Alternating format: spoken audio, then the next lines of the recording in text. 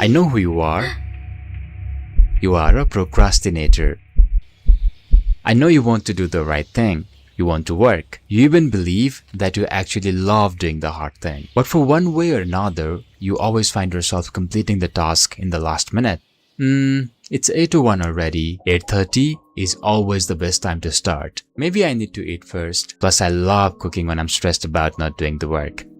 I should actually watch a video on how to stop procrastinating. It's always good to watch something productive. But how about the task that is due tomorrow morning? I know I will do it. I always find a way to complete the task in the last minute, whether it is good or bad. Now, this is not just her. This is you. This is me. This is everybody. As a matter of fact, procrastination is not a modern concept. According to Dr. Pierre Still, one of the world's leading researchers on procrastination, procrastination is not a problem that is exclusively seen in today's world, in the era of science and technology, mobile phones, and social media. It has existed for ages. Thousands of years ago, in 1400 BC, ancient Egyptian hieroglyphs mention procrastination. Ancient Greeks also had a similar problem. Now, we generally tend to believe that we procrastinate because we are lazy, but that is not true, because science tells a different story. Laziness and procrastination are not the same thing. Laziness is often described as a state of low energy and general apathy, when a person simply does not care enough to act. A lazy person avoids effort because they have no desire to do the task at all.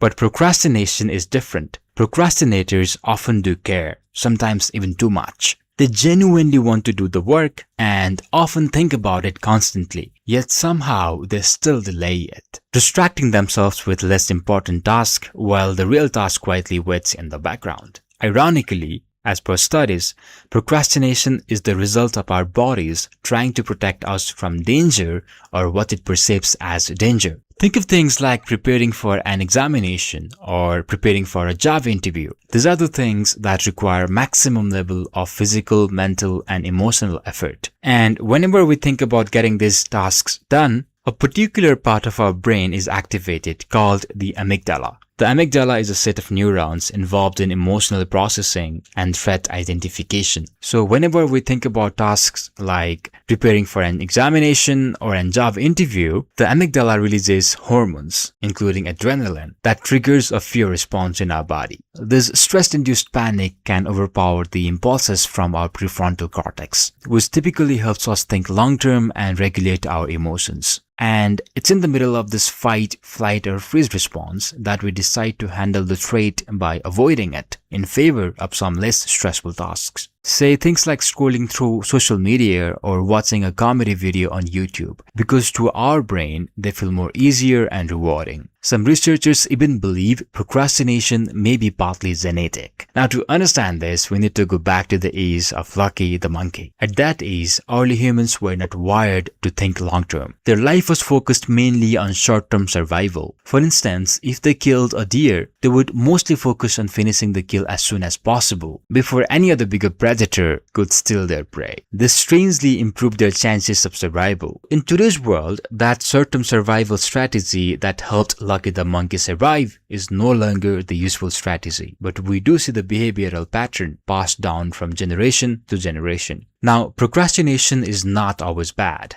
but chronic procrastination can be terrible in the long run. Research shows that frequent procrastinators are more likely to experience anxiety, depression, and high level of stress. And worst of all, while procrastination may reduce stress for a moment, it only makes things worse in the long run. So, how do we break the cycle of procrastination? Many of us believe that discipline and strict time management are the ultimate solution to procrastination. But as discussed earlier, research suggests that procrastination is less about discipline and more about emotional regulation. So the first step is to address the negative emotions attached to the task itself. If a task feels too big or overwhelming, break it down into smaller, more manageable parts. This makes it feel less intimidating and easier to start. Another helpful strategy is setting clear deadlines for each small tasks. Studies have shown that people are far less likely to procrastinate when a specific deadline are in place, even for smaller steps. You can also reduce procrastination by removing nearby distractions that make it easy to act impulsively. Mobile phones, social media, and platforms like YouTube are specially designed to hold your attention for as long as possible. So when you're trying to focus, limiting or completely removing these distractions can make a huge difference. Ultimately, procrastination is not just a time management problem. It is mostly about emotional regulation. The real challenge is learning how to reduce the negative emotions attached to a task. Make it feel simpler and break it into steps your mind is willing to start. And once you learn to manage the internal resistance, you do not just become productive, you start to regain control over your time, your focus, and gradually your life.